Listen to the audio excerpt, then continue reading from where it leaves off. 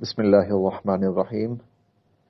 رمضان المبارک کے روزے اللہ رب العزت نے ہر مسلمان پر فرض فرمائے ہیں۔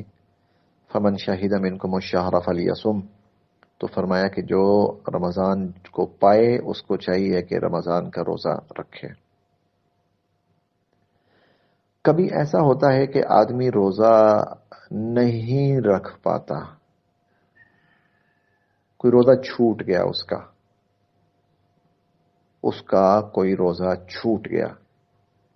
اگر اس کا روزہ چھوٹ گیا، کسی بھی وجہ سے بیمار ہے، سفر میں گیا ہوا ہے، سویا رہا اور لیٹ اٹھا، تو اس نے یہ سوچ کر کہ میں نے سحری نہیں کی تو روزہ نہیں رکھا، اس طرح کی کوئی بھی صورت، یا خواتین اگر مہینے میں کچھ روزے چھوٹ گئے، تو ان تمام صورتوں میں ایک روزہ چھوٹا ہے یا دو چھوٹے ہیں یا تین چھوٹے ہیں، رمضان المبارک کے بعد ان روزوں کی قضا کرنی پڑے گی۔